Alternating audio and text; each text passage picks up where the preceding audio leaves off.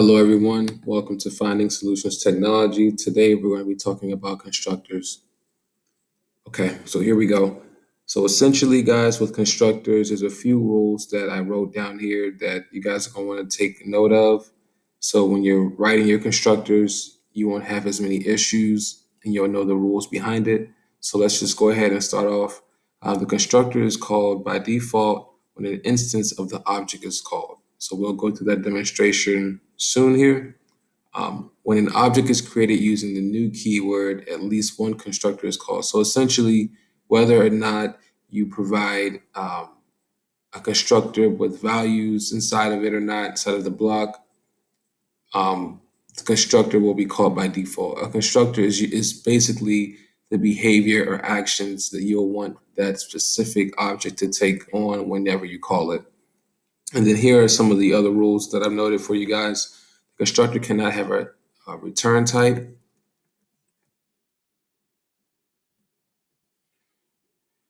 Cannot be final, abstract, or static, and must have the same name as its class name. The constructor is similar to a method, so it can have parameters, and we'll go through that in a moment here. And constructor without parameters are called default constructors. So a constructor with parameters is also called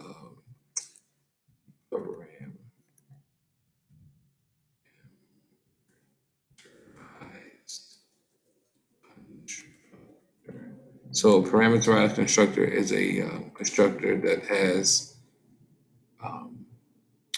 pretty much parameters. So a data type and a variable that you can provide value to, and then the constructor will act on that value that you entered. Okay, so the first thing that we want to do here, guys, is when you create a constructor, you want to have the class name, right? So let's just say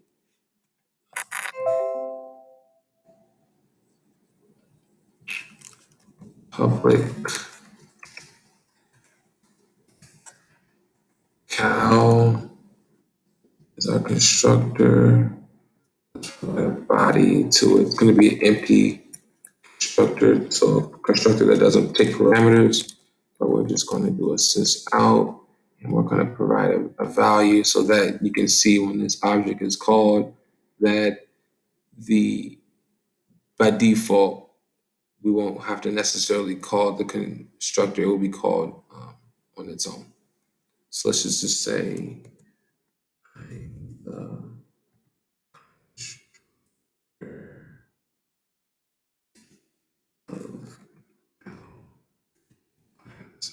the default constructor. So this is going to be run by default.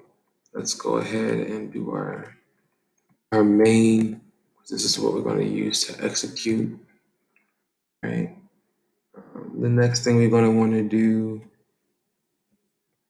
is let's create a variable, an instance variable. Let's call it cow age. And let's create another instance variable called cow name. So these two instance variables are going to be used for the class level. See, it's class level, and it's going to change based on the value we pass to it in the constructor. So these are class level variables. Okay. So the next thing we're going to want to do, guys, is let me think. We're going to want to create another method, and this method is going to actually print out our values. The method that's going to take the values we have and display them. So let's call it print display. Give it a body, and we're going to say sys out.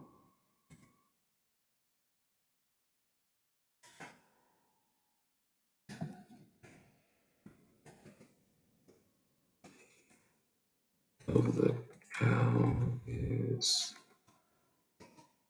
let's say, cow name, and then we're gonna say the age is age.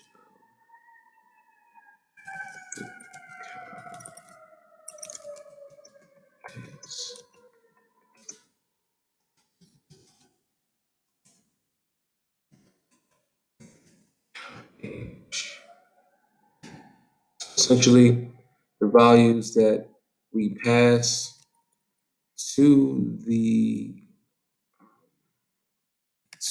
constructors by default will manipulate the values and then display when this method is called.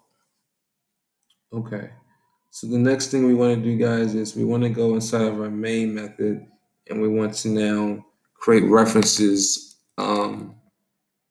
or create, essentially references of the object or call the object, in other words. So let's just say cow equals new cow. That's our default constructor there. Let's create another one. Say cow1 equals new cow. So these new keywords are giving us, essentially calling a new instance of the object, and it's creating its own space in the memory for this object. Say cow2 equals new cow. Okay, so now that we have three different cow objects that we created, we want to go ahead and do something called overloading, which is essentially when we create different constructors with different parameters. So we have a default constructor here. Now we're going to create two more constructors, the same name but with different parameters. So we're going to say this is going to take an int how age and string cow name.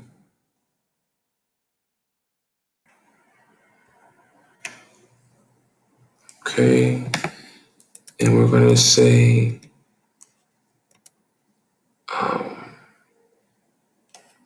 actually, let's call it I, and let's call it A, and let's just say the value that is entered into I and J will be now sent over, or not sent over, but the value that is entered into this constructor will actually change the value of cow age. So we're assigning the value from here to the variable on the left. And then we're going to do the same thing for J, or cow name. So the value that's entered into J will be assigned to cow name. So now whenever we call a reference of cow, these will expect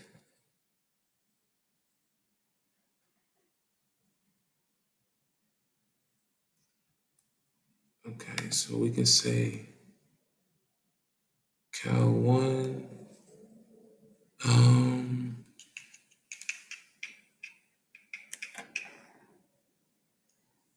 let me see. So we should be able to enter a value here and a value here.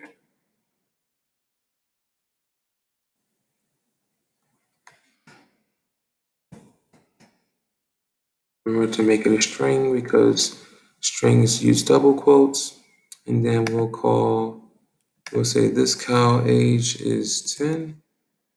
And then we'll say this cow name is Frank. Okay.